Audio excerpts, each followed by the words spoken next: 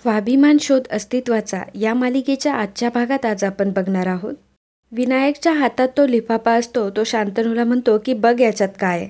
शांतनू जेव्हा पेपर्स उघडतो तेव्हा पल्लवी म्हणते की शांतनू हे बघा, हे हक्क सोडपत्र. आपल्या लग्नात आईंना वरमाईचा मान दिला, त्याच्या बदल्यात मोठ्या आईंनी प्रॉपर्टीच्या हक्क सोडपत्रावर त्यांच्या सह्या घेतल्या. आणि हे बघा, तुम्हाला आणि बाबांना फसवून तुमच्या देखील सह्या घेतल्या यावर. तुमच्या नावाचे हक्क त्यांनी स्वतःच्या नावावर करून घेतलेत. आणि हे बघा, आई जेव्हा इन्स्पेक्शनला आपल्या कॉलेजमध्ये आल्या होत्या तेव्हा त्यांना मारण्यासाठी यांनीच तावडेला सुपारी दिली होती. आणि मग शांतनूला भूतकाळातल्या गोष्टी आठवतात. शांतनू मोठ्या आईला विचारतो की आता बोल ना, तू उत्तर दे मला, आणि थोडी तरी लाज शिल्लक राहिली असेल तर खरं बोल आता. पल्लवी म्हणते की मोठ्या आई बोला ना, मी दाखवलेला व्हिडिओ खोटा आहे असं तुमचं म्हणणं आहे ना? मग हे हक्क सोडपत्र, या सह्या, हे सगळंच खोटं आहे का? प्रभाकर सर म्हणतात की वहिनी, आदितीवर झालेल्या हल्ल्याचे हे फोटो खोटे आहेत का? हे पेपर्स खोटे आहेत. पल्लवी म्हणते की शांतनू, आपल्या लग्नात आईंच्या भावनांचा फायदा घेऊन मोठ्या आईनी ह्या हक्क सोडपत्रावर सह्या घेतल्या. आईंना पैशांचा, संपत्तीचा कधीच मोह नव्हता. त्यांना फक्त त्यांच्या मुलाच्या लग्नात सहभागी व्हायचं होतं. म्हणून मग हसत हसत त्यांनी यावर सह्या केल्या. अगदी लहानपणापासून तुमच्या मनात नको नको ते भरवून तुम्हाला तुमच्या आईपासून तोडलं यांनी. या तुम्हाला कायम हेच सांगत आल्या की तुमची आई स्वतःसाठी, स्वार्थासाठी आणि करिअरसाठी हे घर सोडून निघून गेली. पण ते खरं नाही आहे शांतनू. खरं तर आई त्यांच्या आईंची काळजी घेण्यासाठी घरी गेल्या होत्या, कारण त्यांची आई आजारी होती. स्वतःच्या मुलाला स्वतःपासून लांब ठेवून एका मुलीचं कर्तव्य पार पाडत होत्या त्या. आणि हे सगळं करून त्या तुमच्याकडे या घरी परत आल्या होत्या. पण या दोघांच्या कारस्थानामुळे त्या तुमच्यापासून आणि या घरापासून कायमच्या दूर झाल्या. एका आईला तिच्या लेकरापासून कायमचं तोडलं यांनी. आईंना फक्त त्यांचा मुलगा आणि त्यांचा संसार हवा होता, पण ह्यांनी त्यांना हे सुख कधीच मिळवून दिलं नाही. प्रभाकर सर म्हणतात की शांतनू, यातला शब्द आणि शब्द खरा आहे. इतकी वर्ष मी तुला हेच समजावण्याचा प्रयत्न करत होतो. पल्लवी म्हणते की मोठ्या आई बोला आता, यावर आहे तुमचं काही उत्तर? आयुष्यभर अशी कारस्थानं करून लोकांच्या जीवांशी खेळून असं काय मिळवलं हो तुम्ही? आज तुमचा स्वतःचा मुलगा तुमच्याकडे पाठ करून उभा आहे. आणि ज्या मुलावर तुम्ही माया केल्याचं ढोंग करत होता ना, आता त्यालाही तुमचा खरा चेहरा कळलाय. दुसऱ्यासाठी खणलेल्या खड्ड्यामध्ये माणूस स्वतःच पडतो, तसं झालंय तुमचं. आजवर तुम्ही केलेल्या सगळ्या पापांची शिक्षा आता तुम्हाला भोगावीच लागणार. आई म्हणून, माणूस म्हणून घरातल्या सगळ्याच नात्यांचं स्थान तुम्ही तुमच्या कर्माने गमावून बसलात. मोठी आई शांतनूसमोर हात जोडते आणि म्हणते की शांतनू, माझं चुकलं. मी कशी वाहवत गेले मला कळलंच नाही रे. हवं तर मी पाया पडते तुझ्या, असं म्हणून मोठी आई शांतनूच्या पाया पडायला लागते. तेवढ्यात शांतनू त्याचं तोंड फिरवतो. मोठी आई म्हणते की शांतनू, अरे असं का वागतोय तू आमच्याशी? मोठे काका देखील हात जोडून शांतनूसमोर उभे राहतात. ते म्हणतात की शांतनू, खरंच आम्हाला माफ कर. अरे खूप चुका झाल्या आमच्याकडून. मोठी आई म्हणते की शांतनू, आम्ही जे काही केलं ते तुझ्या भल्यासाठीच केलं रे. म्हणजे जे जे तुला हवं होतं ते सगळं तुला दिलं. तू जर आजारी पडला तर तुझ्यासाठी रात्र रात्र जागून काढल्या रे आम्ही. तुला आईची माया दिली मी. विनायक तिथून आतमध्ये जातो. मोठी आई म्हणते की कळत नकळत आमच्याकडून चुका झाल्या, पण तुझ्या भल्यासाठी. त्यावर शांतनू म्हणतो की माझ्या भल्यासाठी? नको बोलूस असं काही. आत्तापर्यंत ज्या नावाने तुला हाक मारत होतो तो शब्दसुद्धा उच्चारायचा नाही आहे मला आता. तू माझी काय, विनायक दादाची काय, कोणाचीच आई होऊ शकत नाही. आई म्हणण्याची पात्रताच नाही आहे तुझी. मोठी आई रडत म्हणते की नको रे, नको असं कठोर होऊन बोलू मला. यावर शांतनू म्हणतो की बंद कर तुझं हे खोटं रडणं. तुझं इमोशनल ब्लॅकमेल करणं बंद कर, हा खोटारडेपणा. इतकी वर्ष माझ्या आईला छळलंस तू, किती त्रास दिला. आम्हाला एकमेकांपासून तोडलंस तू. काय करू मी तुमचं? ॲक्च्युली तुम्ही दोघं मला आत्ता या क्षणी माझ्या डोळ्यासमोरसुद्धा नको आहेत. डिरेक्टली पोलिसात द्यायला हवं तुम्हाला. नाही, पण तुम्ही माणुसकी सोडून वागला, मी नाही वागू शकत. माझ्या आजोबांनी ज्या मेहनतीने, ज्या प्रेमाने संस्था सुरू केली आहे, त्या संस्थेचीच बदनामी होणार आहे. त्या संस्थेच्या हजारो विद्यार्थ्यांचं भवितव्य तुटणार आहे. तुम्ही माझ्या आयुष्याचं जे काही केलं तसंच मी इतर कोणाचंही होऊ देणार नाही. बोला ना, काय करू मी आता तुमचं? विनायक म्हणतो की मी सांगतो. विनायकने मोठ्या आई आणि मोठ्या काकांच्या बॅगा भरून आणलेल्या असतात. विनायक मोठी आई आणि मोठ्या काकांना म्हणतो की ताबडतोब हे घर सोडून निघून जा. हे ऐकल्यावर मात्र मोठी आई आणि मोठ्या काकांना मोठा धक्काच बसतो. मोठे काका म्हणतात की अरे विनायक, तुझ्या आईबापांना घराबाहेर काढायला निघालायस तू. विनायक म्हणतो की नाईलाज आहे माझा बाबा, हे सगळं करताना आनंद होत नाहीये मला. मोठी आई म्हणते की तुला नाही पण हिला नक्कीच आनंद होत असणार, असं ती पल्लवीला म्हणते.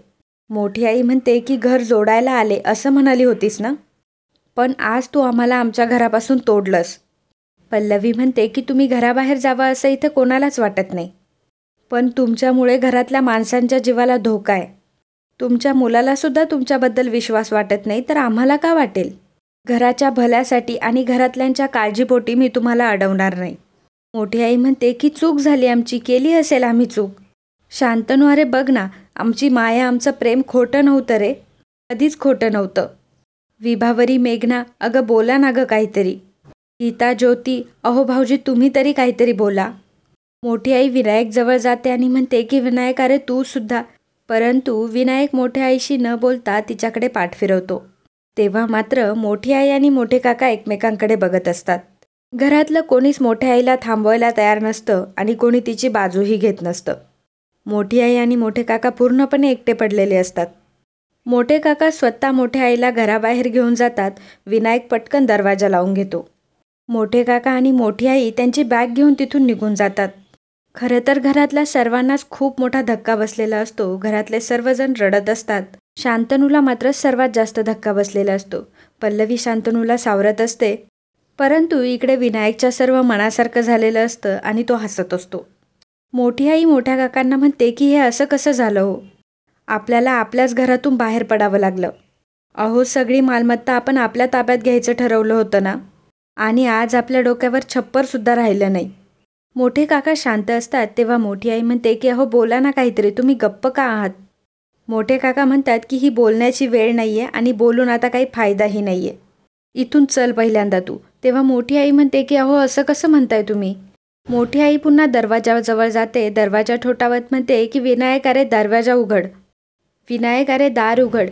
परंतु विनायक उभाच असतो, कोणीही दरवाजा उघडायला येत नाही. मोठी आई रडत असते. मोठे काका म्हणतात की सुपर्णा चल, आणि मग मोठे काका मोठ्या आईला घेऊन घराबाहेर पडतात. पल्लवी म्हणते की शांतनू, शांतनू प्लीज सावरा स्वतःला. हे सगळं बघितल्यानंतर तुमच्या मनाची काय अवस्था असेल हे मी समजू शकते. खरं तर हे सगळं मला माहीत होतं, मला ह्याची कल्पनाही होती, पण आता हे तुम्हाला समजणं तेवढंच गरजेचं होतं. नाहीतर ही माणसं कुठल्या थराला गेली असती याची आपण कल्पना देखील नसती केली.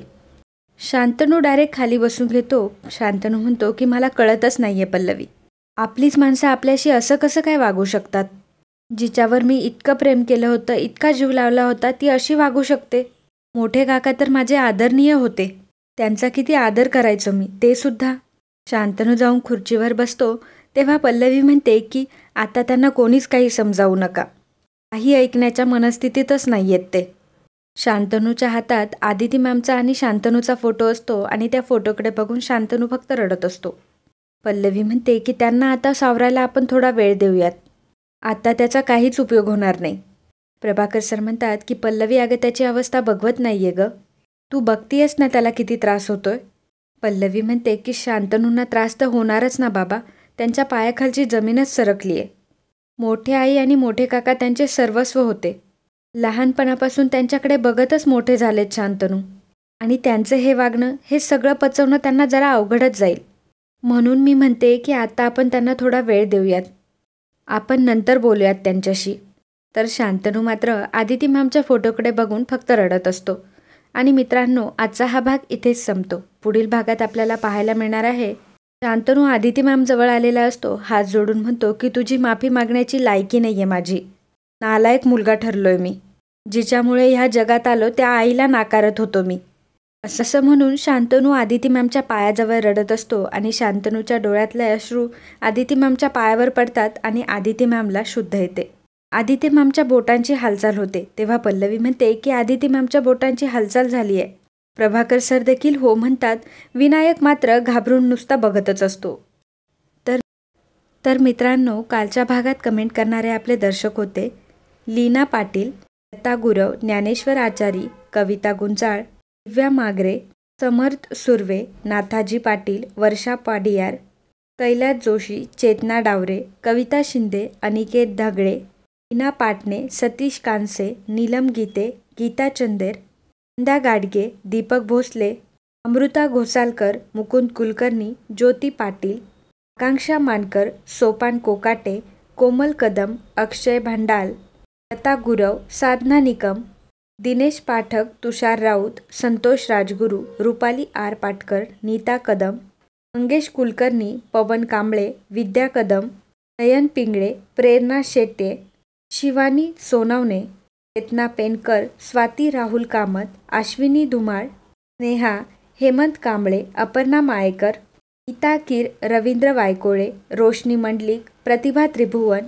सविता रांगे, आर.एस. कोलेकर, मुकुंद कुलकर्णी, बिनी, स्वप्ना सावंत, कल्याणी रानवरे, सोनाली नाईक, अनिता जानोरकर, हर्षाली मोरे, संजय साठे, महादेव शिंदे, आर.जे. घाटगे Sarkar, Akash Hirawade, Chandrakant Mali, Ravindra Waykole, Rajshree Mohite, Ashwini Bugade, Vishal Kadam, Janhavi Kadam, Deepak Terwar, Kajal Palekar, Asha Jadhav, Mr and Mrs Chavan, helping hands, Smita Nikam, Kiran Bhosale, Shubhangi Shinde, Vandana Tambade, Swara Sonawane, Ajay Wagchaure, Sushma Waghmare, Reshma Shinde, Eknath Dighe, Pratiksha Waghmode, Roshni Mahadik, Akash Jadhav, Mridha Joshi, Khandu Keskar, Sanjay Jadhav, Surekha कारांबळे, Mangesh Kadava, Sony वाणिगेडे, Pooja Andhale, Antara Deore, Indrajit Parde, Pravin Patil,